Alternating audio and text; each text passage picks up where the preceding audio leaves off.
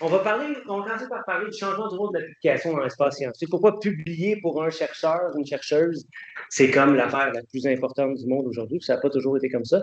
Puis ça a des conséquences, certaines conséquences un peu négatives sur l'espace scientifique. Je vais faire un petit historique de la communication savante, quelques constats sur la recherche contemporaine. L'État, c'est pas mauvais pour vous qui étudiez en édition scientifique, mais il y a un argument sur le fait qu'aujourd'hui, on publie peut-être trop. Il y a peut-être trop de revues savantes. Bon, il y a comme une surcharge d'informations. Ça vous parle ça un peu, ça vous dit rien, ouais. Mais vous allez voir qu'il y a des enjeux. C'est peut-être bon pour le monde de l'édition.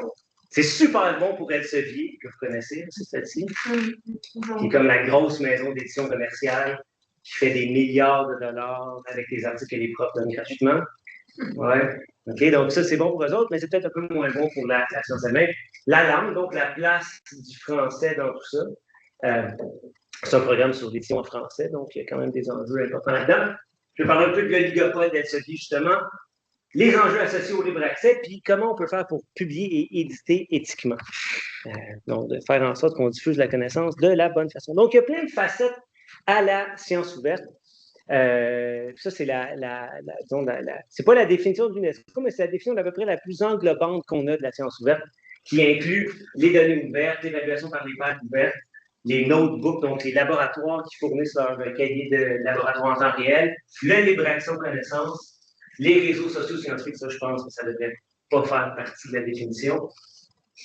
Pardon, le code open source, la science citoyenne, puis les ressources éducatives ouvertes, qui est quand même, non, ça peut être pas plus, qui est quand même un élément important, particulièrement en contexte francophone, où quand le volume de ressources éducatives est quand même un peu plus faible. Donc, je vais surtout parler de libre accès en termes de dimension de la science ouverte. Je vais accepter. Ah, Joanie, tiens. Okay. Les autres dimensions sont à plein d'égards extrêmement compliquées. Pour faire une parenthèse, par exemple, sur les données ouvertes, fournir les données sur lesquelles un article scientifique s'est basé en génie, il n'y a pas de dimension éthique. Fournir les données des patients qu'on va avoir vus dans une étude clinique, on ne peut pas faire ça. Donc, on ne peut pas avoir les données ouvertes de la même façon qu'on a le libre accès aux articles scientifiques. Donc, c'est un exemple qui montre que c'est extrêmement compliqué. Puis alors qu'à l'échelle de la science dans son ensemble, on est peut-être à 65 d'articles qui sont en libre accès, les articles qui ont des données ouvertes, donc qui fournissent les données sur lesquelles la recherche s'est faite, c'est à peu près 5 voire 10 c'est surtout concentré dans certains domaines où c'est faisable. Donc, publier, c'est maintenant, on pourrait dire, à peu près l'affaire la plus importante dans la carrière d'un jeune chercheur, d'une jeune chercheuse, puis je dirais même de quelqu'un qui serait un peu plus établi. Si on ne publie pas dans l'espace scientifique aujourd'hui, c'est comme si on n'existait pas. En France, les universités ont des listes de non-publiants. Donc, il y a comme un genre de stigma associé à ça. Donc, ça n'a pas toujours été comme ça. Vous avez peut-être déjà entendu parler du boson de Higgs. Ça vous dit quelque chose? Oui. Okay, donc, c'est une particule théorique qui donnerait en gros la masse aux autres particules. C'est pour ça qu'il l'appelait la particule de Dieu, là, on rentre dans des trucs ésotériques. Mais le point, c'est que c'est découvert par un scientifique, ça a été pensé par un physicien qui a arrêté de publier au moment où il a découvert cette particule-là. Lui a dit, bon, moi, dans le fond, là, mon échafaudage théorique, il est fait. J'ai découvert ce truc-là. Et donc, j'ai plus besoin de réécrire des petits trucs qui sont pas super importants. J'ai contribué à la science. Puis il a gagné le prix Nobel en 2013. Donc, ça nous rappelle qu'on ne guérit pas le cancer ou on ne trouve pas la source d'énergie nucléaire la plus efficace parce qu'on a publié 8000 articles. Ça en prend juste un pour changer la face de l'humanité. Donc, le monde scientifique, en ce moment, met beaucoup trop d'emphase sur ces questions-là. Pourquoi? Mais parce que c'est devenu, donc, le critère via lequel les scientifiques sont évalués. Puis le cas extrême de ça, il est en Asie, il est en Chine, où essentiellement, là, moi j'aime beaucoup ça, on va faire quelques petites figures comme ça. C'est quoi le pays qui était, disons, la puissance scientifique jusqu'à pas récemment? C'est un pays qui est en guerre en ce moment. Les États-Unis. Donc, les États-Unis, depuis 50 ans, sont en déclin en termes de production savante. C'est quoi le pays qui remplace les États-Unis comme pays qui publie le plus en anglais à l'échelle mondiale? C'est pas le Canada. Donc, la Chine, en ce moment, publie à peu près 50% plus de documents savants que le fait des États-Unis, puis même de documents savants en anglais. Puis, comment ils ont réussi à devenir si actifs en publication savante, c'est qu'ils donnent des primes à leurs profs basées sur chaque article scientifique que leur prof écrit. Donc, si tu es prof dans une université chinoise et que tu publies dans les grandes revues que sont Science et Nature, je ne sais pas si vous avez déjà entendu parler de ces revues-là, c'est vraiment les revues qui changent ta carrière. Ils reçoivent des primes qui peuvent aller, puis là, je vais y aller avec le nombre de zéros pour l'effet dramatique. 0, 4, à peu près 150 000 canadiens pour un papier. OK, donc, tu publies un article en nature, c'est pas la revue qui donne ça, parce que la revue, elle ne donne pas une scène. L'auteur scientifique, vous avez compris que c'est un auteur qui donne ses articles, on évalue les articles gratuitement, puis ce qu'on reçoit, c'est du prestige en échange. Mais en plus, en Chine, on donne des primes en argent. Et donc, ça a lancé une course à la publication qui est absolument effrénée et qui explique certaines des tendances qu'on va voir là, dans ce que je vais vous montrer. Le fait que la communauté scientifique, en ce moment, à certains égards, elle est en surproduction d'articles. Elle n'est pas en surproduction de connaissances. On veut toujours plus de sciences, pas de problème. Mais on est en surproduction d'articles. Et un des éléments de contexte qui est important, c'est les classements d'université. Quand vous voyez dans le bulletin de l'Université de Sherbrooke que l'Université de Sherbrooke est contente parce qu'elle est 300e dans le monde, ou 150e, je ne sais pas, l'Université de Montréal fait pareil, elles font toutes la même chose. Hein? C'est essentiellement du matériel promotionnel. Il y a à peu près 60% de la note du classement qui est basée sur le nombre d'articles que l'université a écrits. Donc, c'est un truc de prestige qui est essentiel. Donc, vous avez compris le glissement dans la raison pour laquelle on publie. Historiquement, on publie pour communiquer de la science. Aujourd'hui, oui, on communique de la science aussi, mais surtout, on va se chercher du capital économique, du capital de prestige. Ça va? C'est bon quand même ce que vous faites, là. Ça me prend des revues, il faut éditer. Mais il y a un contexte général qui est important de comprendre. Maintenant, et c'est là où cette slide-là est quand même assez importante, sur qu'est-ce qui compte. Dans un monde bibliométrique qu'on appelle, hein, où on met l'emphase sur ce que les scientifiques écrivent, il y a un type de document qui compte plus que d'autres. Qu'est-ce qu'on nous pousse à écrire comme scientifiques aujourd'hui? C'est des articles.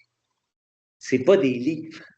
Alors qu'historiquement, on publie des livres dans plein de domaines. Donc, ce que vous voyez sur cette figure-là, c'est le déclin des livres à travers l'ensemble des domaines. Hein, donc, le livre savant, qui est quand même historiquement important, vous voyez en sciences sociales, à peu près 60% de ce qui était utilisé au Canada, c'était des monographies. Aujourd'hui, on est autour d'à peu près 40-45%. Dans l'humanité, c'est en déclin. Donc, autrement dit, on a un déclin du livre savant à peu près partout, sauf dans deux domaines, la littérature et l'histoire, qui sont les deux domaines où le livre demeure encore essentiel aux échanges scientifiques. Puis pourquoi on est passé à l'article ailleurs? C'est parce qu'on peut laisser une trace plus rapidement en écrivant un article. Il y a une trace visible de notre production beaucoup plus vite si on écrit un article que si on écrit une monographie qui peut prendre 4-5 ans à écrire. Donc, je vais faire un petit historique. Comment on s'est rendu là en termes très bref historique des modes de diffusion des connaissances. Peut-être l'élément qui est dénominateur commun, c'est qu'il y a toujours eu des échanges directs entre les scientifiques. Donc, la revue, elle est arrivée pour un peu médier tout ça, mais il y a toujours eu une correspondance épistolaire qui s'est faite entre les chercheurs. Dans tout ça, il y a une institution qui est extrêmement importante qui arrive à la Renaissance, qui est la création des sociétés savantes, donc des regroupements de scientifiques qui se retrouvent dans une salle peut-être un peu plus glamour que la nôtre, surtout en Europe, au 17e. Mais en gros, pas nécessairement des grands groupes. Et tout ça, toute la diffusion se fait en personne. Et tout ça amène l'émergence de communautés scientifiques, puis un peu plus loin, la création des premières revues savantes, quelques années, en fait, à peu près 150 ans après la création de l'imprimerie. Donc, ce que vous avez ici, c'est l'époque pré-revue savante, où vous avez au cœur de ce réseau-là Marin-Mersenne, qui est un religieux français, qui agit à titre de proto-éditeur en chef. Donc, j'ai compris que vous avez parlé d'un peu d'évaluation par les pairs au cours des derniers cours. Mersenne fait un peu cette job-là. Donc, il reçoit des lettres scientifiques de plein monde en Europe qui lui écrit « Ah, j'ai découvert tel truc, etc. » Et là, Mersenne décide d'envoyer, de recopier ces lettres-là et de les renvoyer à d'autres collègues à travers l'Europe. Donc, un peu le travail de l'éditeur en chef qui décide quel manuscrit mérite d'être publié et quel manuscrit ne le mérite pas. Là, vous voyez le réseau européen des portes, René Descartes, donc vous avez sans doute déjà entendu parler, Galilée, etc., là, qui participent à ce réseau d'échanges-là, un peu comme une communauté scientifique là, qui lit et qui critique les articles de ses collègues. Donc, les sociétés savantes sont au cœur de tout ça. Évidemment, ça fera un petit lien avec la science ouverte, là. C'est quoi le niveau d'ouverture, vous pensez, de la participation aux activités des sociétés savantes? Pas vraiment ouvert. Dans le genre, probablement, évidemment, juste des hommes, là, ça, il n'y a aucun doute, mais en termes de disponibilité des résultats, disons, là, c'était une science qui était assez fermée. Donc, ce qui est quand même assez intéressant, c'est que ici, on parle de la Société royale de Londres, qui est la première société savante. Assez rapidement, on réalise les limites des rencontres en personne. Donc, on dit que ça nous prend un autre véhicule pour diffuser les connaissances. Donc, on publie les premiers livres. Et ensuite, on va publier les Philosophical Transactions, qui sont la première revue savante. Et assez rapidement, on arrive à un tirage de 1200 copies, une fois par mois. Et c'était assez rapide, en fait, comme volume de publication. Donc, aujourd'hui, évidemment, avec les revues numériques, on peut faire de la publication immédiate. Mais en réalité, la plupart des revues scientifiques ou savantes en général ont un délai. Bon, toi, tu es sur Érudit avec Sens Public. J'ai l'impression que ça ne prend pas 2 jours avant que l'article soit en ligne, sans critiquer Érudit, que je connais très bien par ailleurs. Mais il y a des délais. Il y a des délais éditoriaux, il y a des délais techniques. Ici, à cette époque-là, aussi paradoxal que ça puisse paraître, vous envoyez votre article et dans le numéro du mois d'après, c'était publié. Donc, on avait une vitesse de publication qui était quand même assez rapide. Aujourd'hui, puis je ne veux pas faire une trop longue parenthèse, en économie, c'est pas rare que l'économie est un domaine très particulier dans le monde de la diffusion des connaissances parce qu'il y a à peu près juste 5 revues qui comptent. Les publier ailleurs, ça ne compte pas dans toute cette économie du prestige-là. C'est pas rare de voir des articles qui prennent entre 7 et 10 ans avant d'être publiés. Et donc, c'est complètement absurde. Les données économiques sont passées date, etc., mais c'est un peu le modèle. Donc, c'était publié quand même assez rapidement. Après, bon, donc, ça, c'est pas inintéressant. Je sais que vous mangez de l'édition savante en ce moment. La Société royale de Londres rend disponible en ligne tous ces numéros antérieurs, donc évidemment comme plein de documents d'archives, c'est disponible. Donc, vous pouvez aller lire les articles de l'époque. Mais ce qui est intéressant là-dessus, c'est l'évolution des titres. Hein, les titres sont particulièrement jolis et sont souvent quand même assez descriptifs, des micrographies ou des or some physiological description of minute bodies made by magnifying glasses with observation and inquiries. C'est de toute beauté. Puis la forme des articles, elle est très différente. Là. Vous allez lire un article scientifique de l'époque, puis une certaine poésie. Aujourd'hui, vous ouvrez un article technique, c'est technique. Hein? Alors que dans ces articles-là, ça va être « Je marchais sur la plage avec mon chien et je remarquais ce caillou qui avait une forme. » Puis là, bon, finalement, c'est un article de géologie. Storytelling. Absolument, oui, qui est très, très bon. Puis le storytelling, c'est un peu un art qui s'est perdu dans les articles scientifiques, surtout dans les domaines de sciences. Tu ne verras pas ça dans un article médical. Il y a eu quand même certains délais. Par exemple, bon, ici, ça c'est le volume 1, l'année 1665-1666. Il y a eu des problèmes d'impression. Donc ici, c'est publié en 1667, je pense.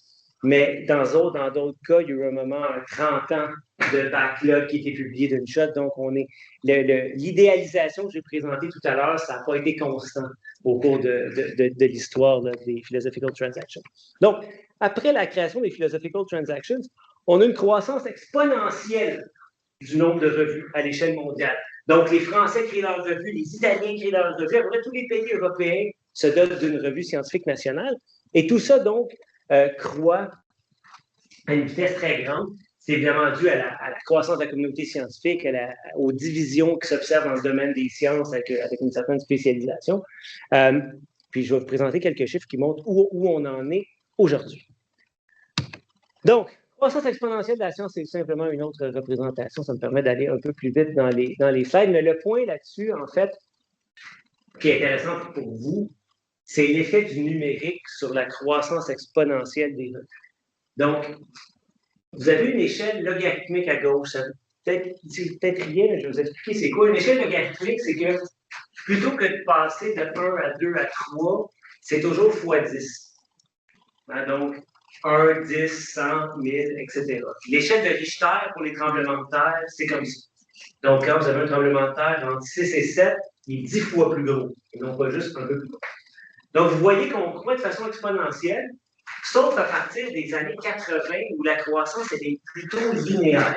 Donc, on avait un peu fait le plein des revues à l'ère papier, et quand le numérique embarque, disons, au tournant des années 2000, un peu après, et là, on voit que le nombre de revues croît de façon immense. Donc, à l'échelle mondiale, avez-vous une idée combien il y a de revues savantes?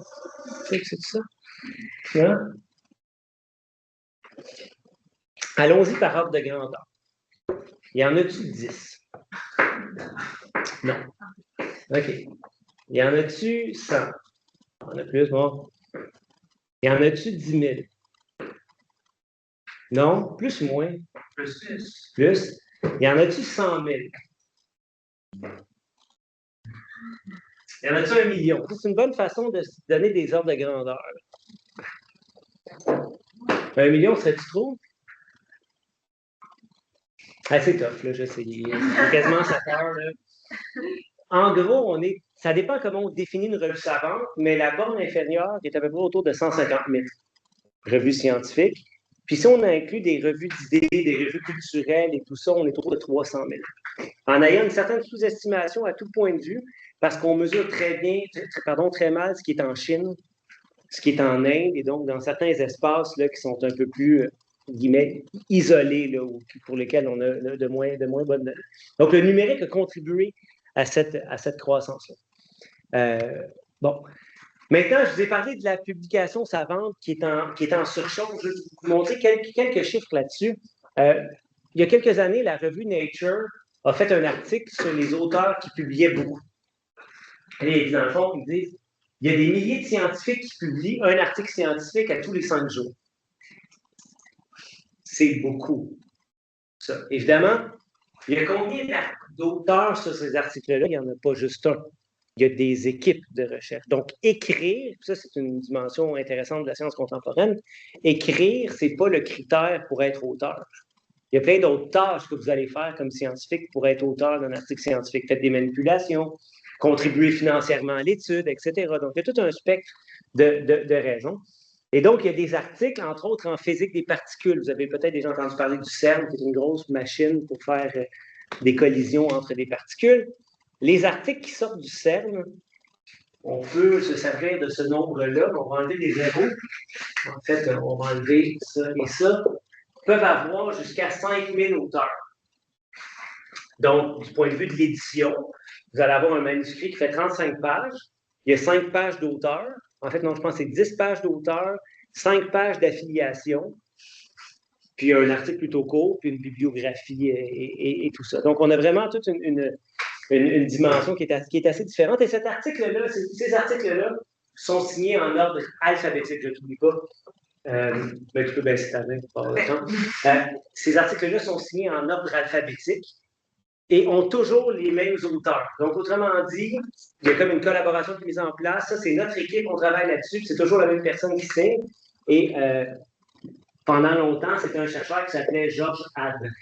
Donc, lui, il a une visibilité démesurée dans l'espace scientifique jusqu'à ce qu'il se fasse remplacer par un chercheur danois qui s'appelle quelque chose Abbe, qui, évidemment, était le premier auteur de tout ça. Oui? On a un peu un genre de mise en question un peu, mais dans un contexte plus créatif, ou que là, ici, dans notre classe, où on s'est demandé, après ça, on a remis en question la qualité des œuvres. Est-ce qu'il y a eu aussi cette remise en question dans ce contexte-là? Parce que nous, admettons, c'était au niveau créatif. Oui, c'est analogue. Hein? Là, ici, on parle de faits scientifiques, mais est-ce qu'il y a quand même une remise en question au niveau de la qualité?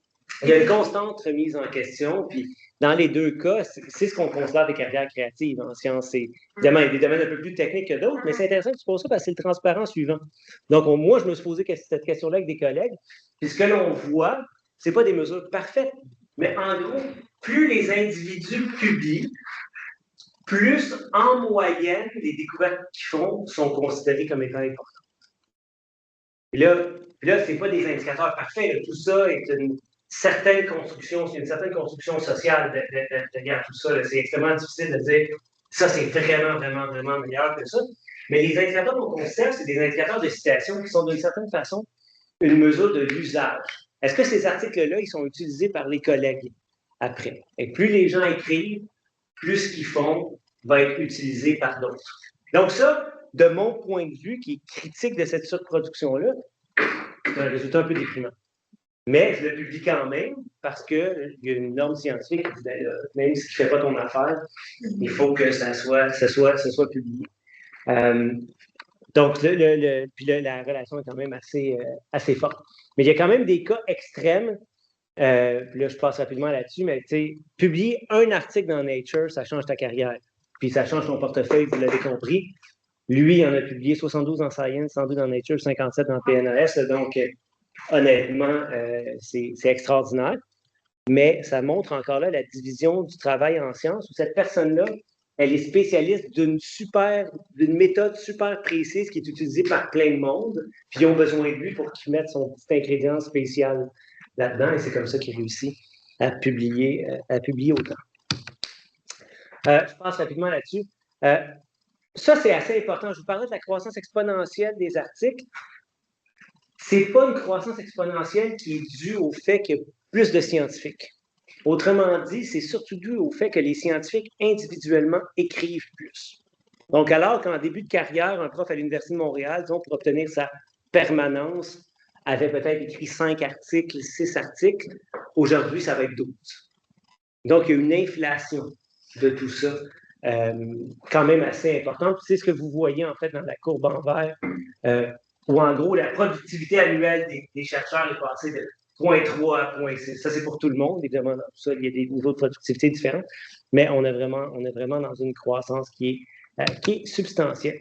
Et en partie, c'est dû aux pressions sociologiques que j'ai évoquées, mais c'est aussi dû aux avancées technologiques. Dans plein de domaines, avoir un peu de données, ça prenait énormément de temps. Aujourd'hui, on peut faire ça beaucoup plus rapidement avec des bases de données assez classiques qui datent du tournant des années 2000.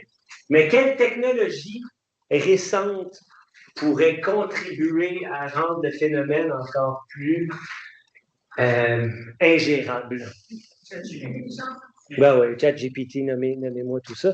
Parce que traditionnellement, une des grosses tâches en sciences, c'est d'écrire l'article. Aujourd'hui, l'acte d'écriture, disons, les humains n'ont plus le monopole de ça.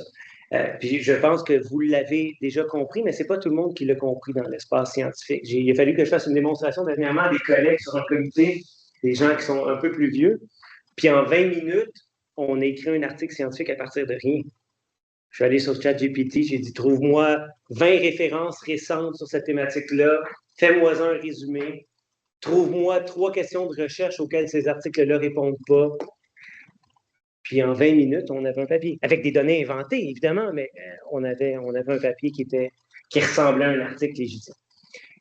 Donc la pression sur le système est de plus en plus grande, la pression sur l'édition savante, elle est évidemment de plus en plus.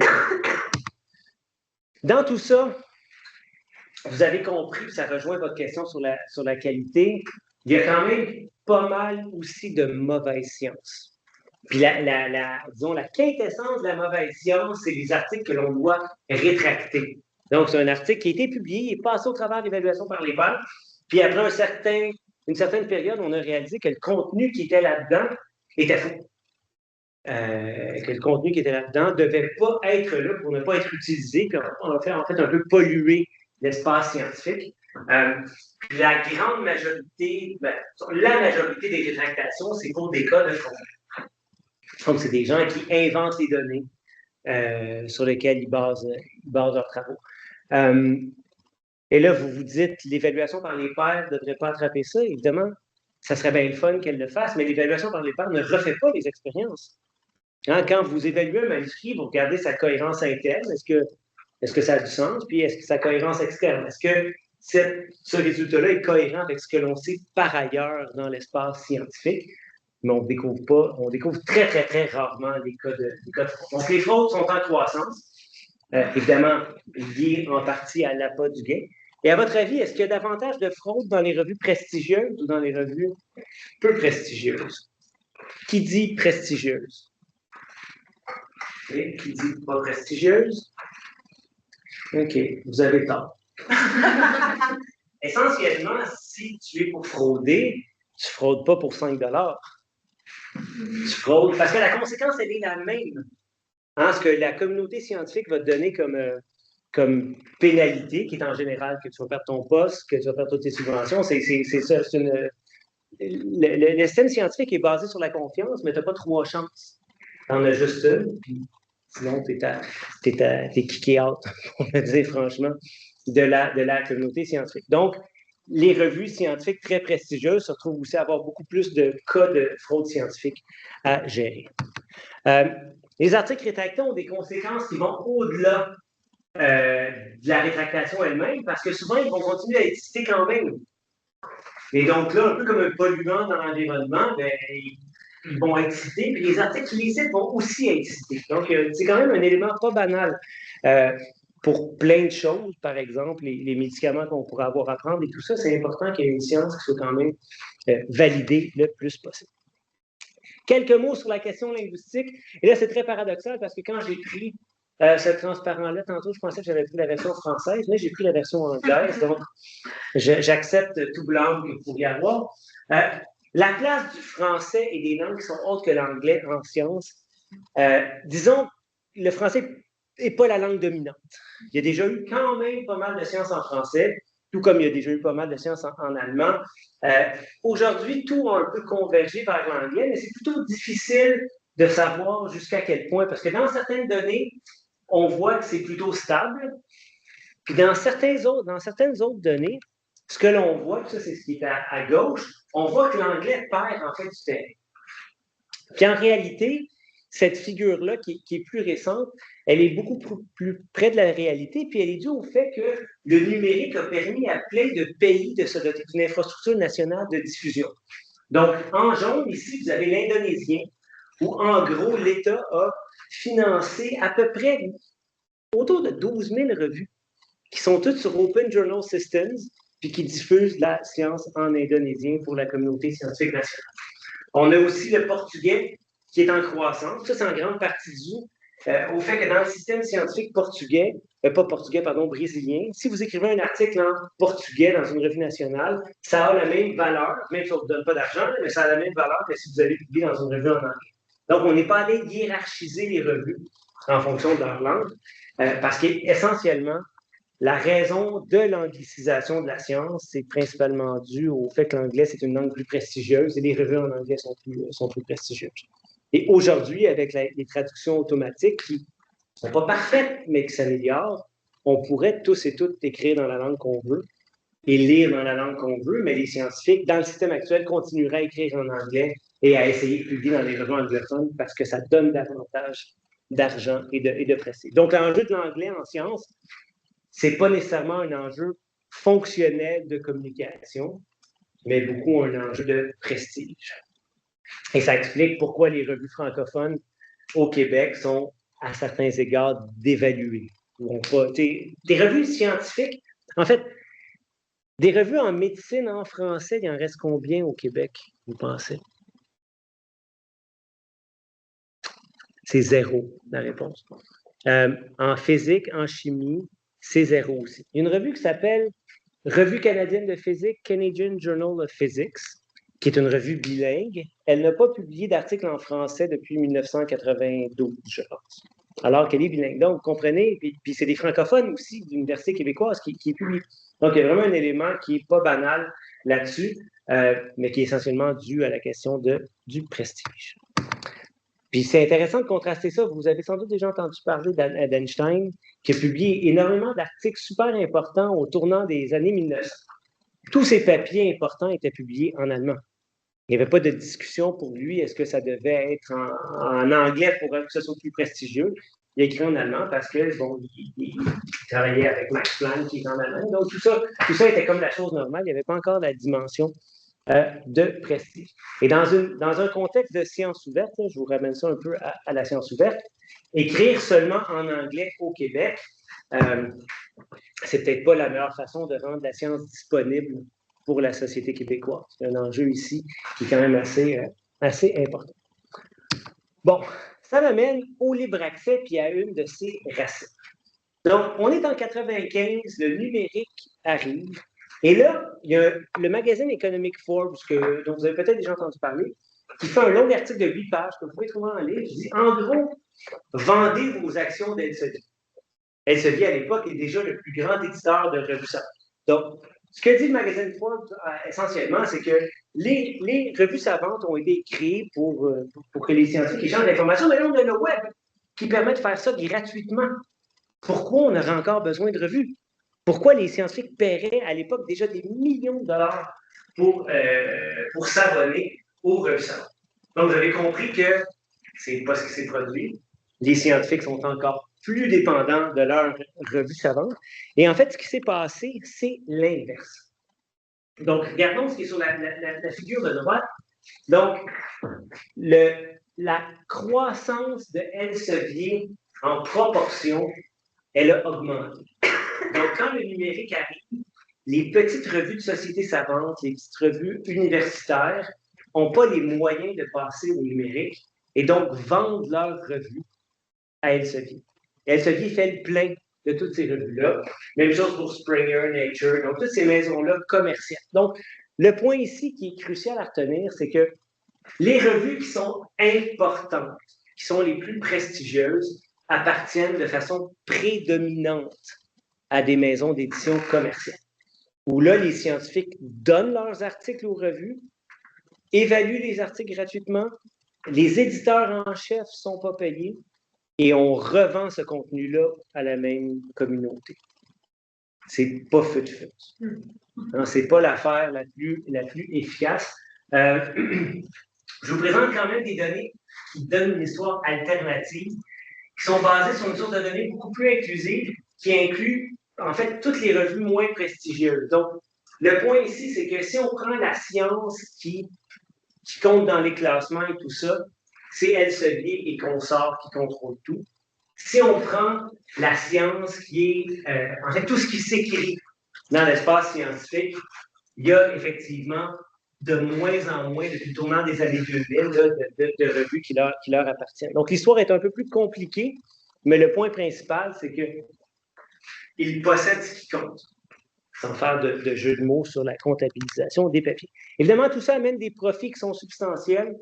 La ligne blanche, en fait, la ligne avec les carrés blancs nous donne la marge de profit d'Elsevier qui est constamment entre 30 et 40 %. Il n'y a pas d'autres industries qui font des marges de profit aussi élevées. Les compagnies de voitures font des marges de profit de 3-4 %. Est-ce que vous avez une idée de pourquoi, en fait, il y a une différence si élevée ici? Bien évidemment, vous avez compris qu'on ne paye pas les travailleurs qui sont les auteurs, on ne paye pas les évaluateurs, on ne paye à peu près pas les éditeurs. Mais il y a un autre facteur qui n'est pas banal, qui est l'arrivée du numérique. À l'ère papier, si vous vous abonniez, il fallait quand même que je fasse imprimer une revue et que je vous l'envoie. Aujourd'hui, ces compagnies-là produisent un PDF. Et c'est vrai que le PDF, il a un coût. Mais à partir du moment où vous avez le PDF, si vous le vendez à quelqu'un, vous l'avez encore. Et donc, chaque vente supplémentaire du PDF génère des revenus, qui sont en théorie infinis. La marge de profit, en fait, en théorie, elle est infinie. Donc, c'est ce qu'on appelle en termes économiques des biens non rivaux. Un PDF peut être possédé par 2 personnes en même temps, alors qu'une auto, une fois que vous l'avez vendue une fois, vous devez en reproduire une autre, payer vos employés pour en vendre une deuxième. Donc ça, la communauté scientifique réagit quand même assez fortement à ça. Les étudiantes devraient aussi, je pense, réagir assez fort à ça. L'Université de Sherbrooke a des abonnements, je ne sais pas combien ça coûte à chaque année, mais je sais combien ça coûte à l'Université de Montréal. Donc, l'Université de Montréal dépend de tout. Ouais. C'est combien? Je pensais en parler lors des références, c'est plusieurs millions. Oui, c'est plusieurs millions. Je crois que c'était entre 7 et 10 millions. Oui, ça aurait du sens parce que l'UDM, c'est 15. Ouais, évidemment, toutes les universités ne paient pas le même montant pour le même produit. Et elles ne peuvent pas se parler. En général, là, quand on signe une entente avec Elsevier qui dit « Toi, ça te coûte 5 millions », tu ne peux pas dire aux autres universités combien tu paies. Et il y a un article, une couple d'années, qui avait qui avait présenté ce fait-là. Et la figure principale de l'article, c'était combien l'université paie et quelle était la taille de l'université, parce que tu aurais pu dire, bon, plus l'université est grosse, plus elle a de l'argent, puis il n'y avait pas de relation. Fait qu'Elsevier était capable de faire payer beaucoup une petite université, puis de faire payer moins une plus grosse, tout ça à cause du secret dans les ententes. Donc, c'est scandaleux. Vous devriez être dans la rue en ce moment, en train de... Le point, c'est que c'est de l'argent qui sort de la mission principale de l'université, qui est de former des gens, de faire de la recherche, d'acheter de l'équipement. Bon. Donc, une réaction à ça, c'est évidemment où le libre accès est un peu en réaction à ça. Les précurseurs, bon, il y a des premiers trucs dans les années 70, mais pour vrai, les précurseurs du libre accès, c'est les physiciens avec un serveur qui s'appelle Archive au tournant des années 90, où là, dans le fond, ce qu'on veut faire, c'est pas tant contourner les revues, mais plutôt avoir accès aux articles plus rapidement.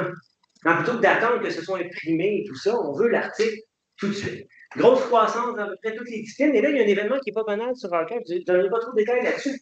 Mais Archive a toujours été affilié à l'Université Cornell aux États-Unis. Et là, c'est sorti du monde universitaire pour devenir une entité indépendante. Moi, ça me fait extrêmement peur parce que j'ai peur que justement Elsevier ou d'autres essaient d'aller le chercher.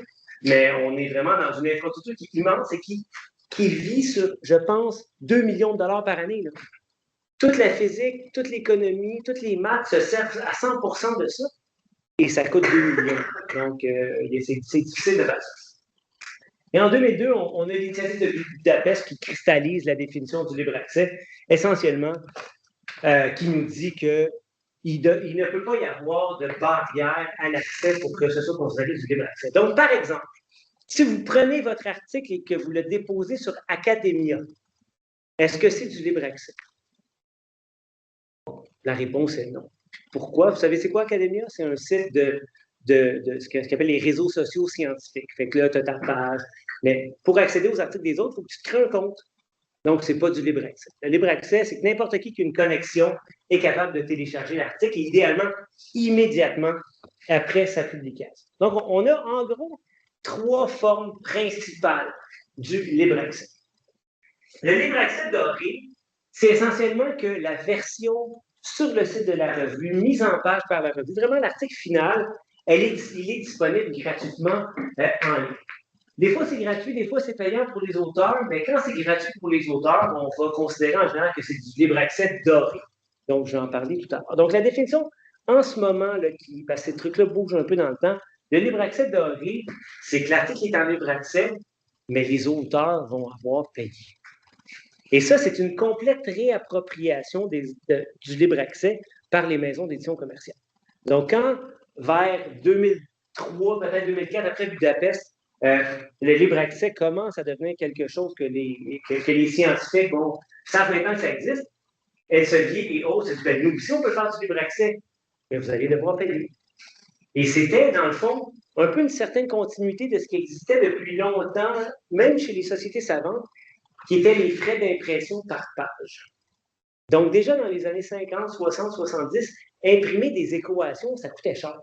Et donc, on disait aux auteurs, pouvez-vous donner 50 $ par page? Mais là, à l'époque, puisque c'était des sociétés savantes, l'argent restait dans la famille, dans la famille académique au sens général. Mais là, on s'est un peu servi de ça, mais l'argent sort du système universitaire, sort du champ scientifique, s'en va essentiellement dans le domaine privés. Et là, on voit une différence de prix qui est substantielle. Hein? Les maisons d'édition commerciales vont constamment demander des montants qui sont plus élevés.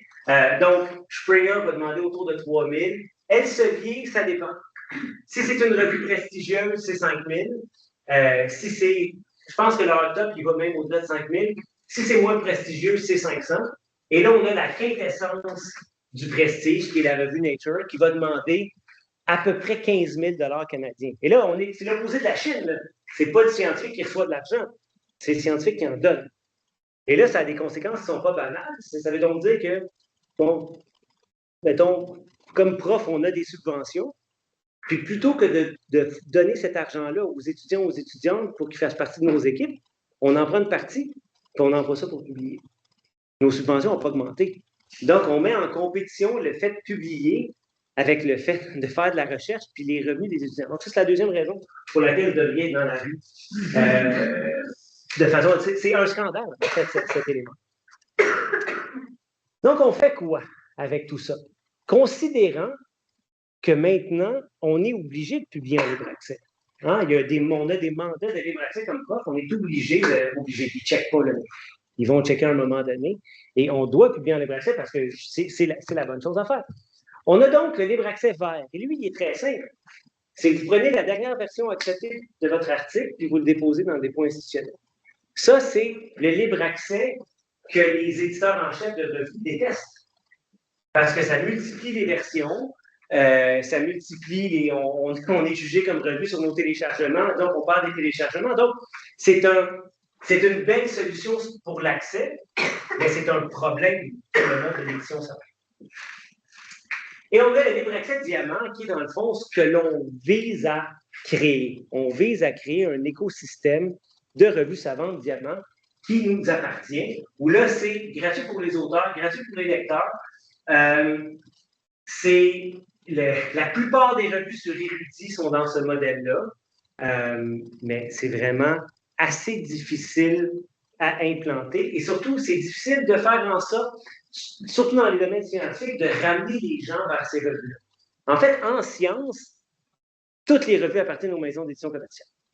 Donc, ça demande à ce que les scientifiques se mobilisent, créent des revues diamants en allant chercher le support de l'État et des universités, et là, attirent des auteurs. Donc, ça ne se fait pas facilement. Ce n'est pas quelque chose de très, très simple. Il me reste une quinzaine de minutes. Je vais essayer de rapper en 5 minutes pour que vous ayez des questions, parce que moi, à 7h30, je dois me sauver comme Cendrillon. Si ça t'aide, après, on va reparler des modes de publication en libre accès et des licences. OK, donc parfait. Fait que j'arrête là-dessus. Ça, OK, tu vas couvrir ça un peu. Je vais peut-être dire 2-3 mots sur les mandats, OK, parce que c'est quelque chose qui forcément affecte le système. Il y a des mandats universitaires, donc à l'Université de Montréal, on a un mandat, les profs sont obligés de publier en libre accès, mais ce n'est pas super contraignant. Les organismes subventionnaires, dans ces cas-là, c'est vraiment une condition contractuelle, vous devez publier en libre accès si vous êtes financé. Mais les gens ne le font pas. Donc, nous, on a fait une analyse, c'est en cours d'évaluation, mais on a regardé, en fait, la proportion de libre accès en fonction de qui finance la recherche. Et là, l'Élysée a peut-être vu que les organismes subventionnaires canadiens sont à la traîne.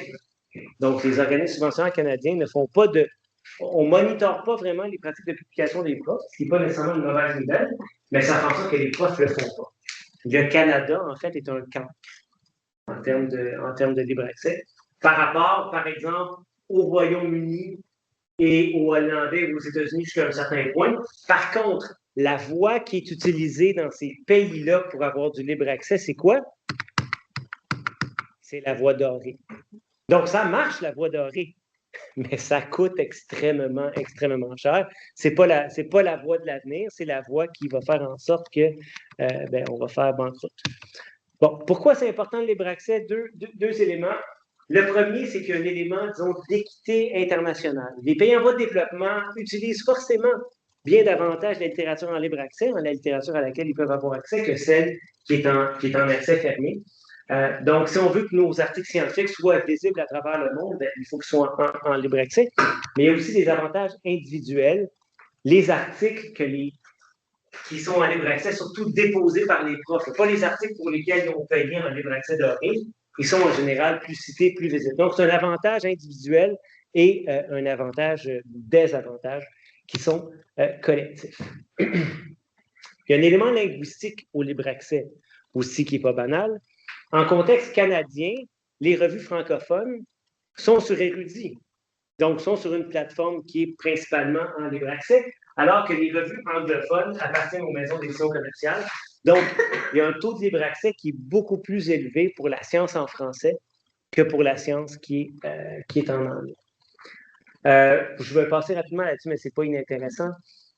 Vous vous souvenez peut-être au début de la COVID, toutes les discussions qu'on avait ou qui existaient dans l'espace scientifique un peu public sur le fait qu'il fallait aller vite, il fallait sortir de cette pandémie-là.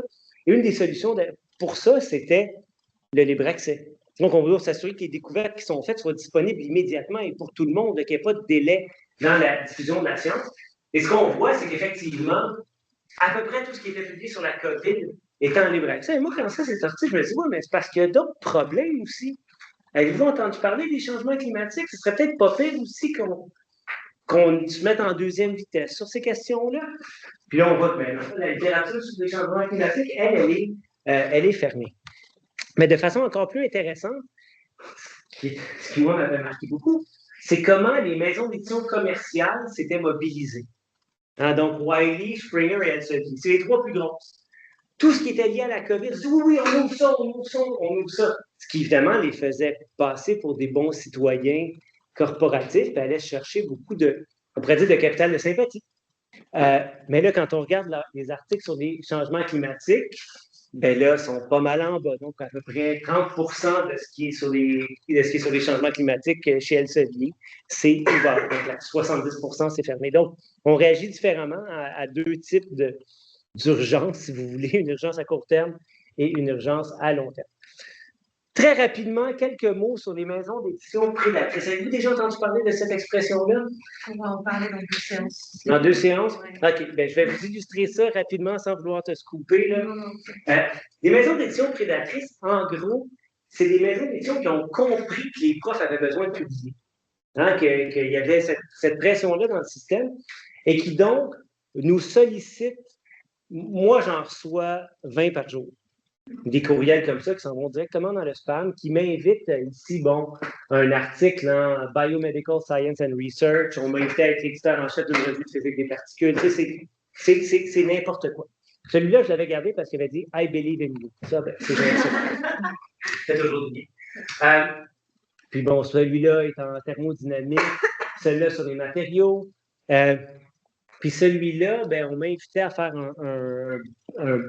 à écrire un livre, je pense, puis on m'appelle Dr Vincent Lamarre. Donc, voilà, c'était le nom de mon collaborateur. Donc, c'est quoi un éditeur prédateur? Ben, c'est un éditeur qui fait de la fausse représentation. Donc, tu vas arriver sur la page de la revue, puis ça va être écrit que la revue elle est indexée par telle plateforme alors qu'elle ne l'est pas. Elle va dire « j'ai un facteur d'impact », donc un prestige de temps, alors que c'est pas vrai. Il n'y a pas d'évaluation par les pairs.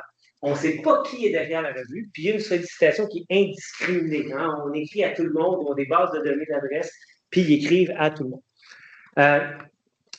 Qu'est-ce qui fait en sorte qu'on a des éditeurs prédateurs aujourd'hui? Bien, en gros, la publication en ligne. On n'aurait pas pu avoir d'éditeurs prédateurs à l'ère papier parce qu'il y avait un coût de production. Là, c'est l'auteur qui paie pour avoir son manuscrit en ligne. Bien, le modèle économique peut fonctionner. On a accepté que c'était correct de payer pour publier. On a accepté que c'était correct qu'il y ait des éditeurs commerciaux. On a cette pression-là à publier dans le système. Puis aussi, le fait qu'il y ait une langue commune, ça simplifie tout. Parce qu'on a juste à créer une revue en anglais. On n'a pas à en créer 12 dans 12 langues différentes. Donc, pour illustrer ça, on va parler de Omics, qui est un éditeur en sciences, qui est le seul que je peux dire en public qui est prédateur, parce qu'il a perdu une cause aux États-Unis. Donc, le FTC, le Federal Trade Commission, l'a poursuivi pour fausse représentation. Puis Omics a perdu. Donc, Omics a été déclaré comme étant un éditeur prédateur. Regardez les volumes. Donc, on parle de dizaines de milliers d'articles, des frais de publication de 1 200 $. Donc, c'est substantiel comme revenu qu'ils ont été capables de tirer tout ça. Mais là, Omics, à partir du moment où il commence à être poursuivi, il se dit, ben là, moi, je veux continuer à exister. Hein, je veux pas mourir comme organisation. Donc, je vais trouver une façon de sortir de tout ça. Et donc, qu'est-ce qu'ils font? Ils commencent à acheter des maisons d'édition que personne ne connaisse. Donc, Longdom au Royaume-Uni, Hilaris en Belgique, etc. Et là, ce qu'ils font, c'est qu'ils font un rebranding rétrospectif de tous leurs numéros et de toutes leurs revues pour faire comme si Omix n'existait plus. Et non, c'est encore Omix qui est derrière la revue. Mais ils se refont vraiment une réputation. Et là, évidemment, pour un auteur, voire un lecteur, un éditeur qui a mauvaise réputation, tu ne dis pas ça. Un éditeur qui n'a pas de réputation, que tu ne connais pas, ben, il est quand même c'est un peu plus neutre. Donc, je vais vous montrer comment ça s'est opérationnalisé plus spécifiquement à partir d'une revue, puis après ça, je vais arrêter. Donc, pour ça, on s'est servi du Internet Wayback Machine pour aller voir de quoi les pages avaient l'air. Donc, la revue en pharmacoépidémiologie et drug safety, donc la page qui fêterait 2012-2013, pour ceux qui se souviennent de cette époque-là. Mais regardez le logo qui est absolument extraordinaire. Un bijou de design avec le brin d'ADN, la sphère et puis un écran plat, qui est évidemment le symbole du progrès. À partir, je pense, de 2015, on enlève Omix. C'est là où la poursuite commence. On dit là, il faut faire disparaître ça. Et là, on remplace ça juste par des pilules.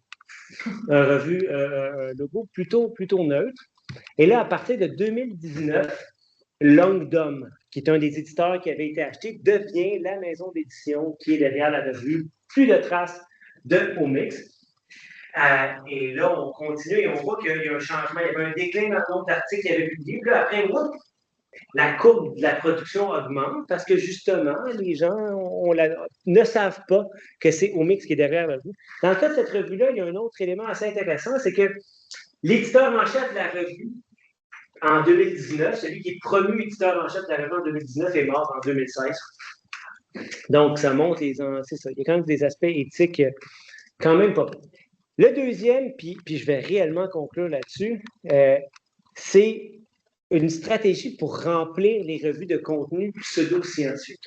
Et ça date d'avant l'IA, donc aujourd'hui, c'est sûr que c'est pire.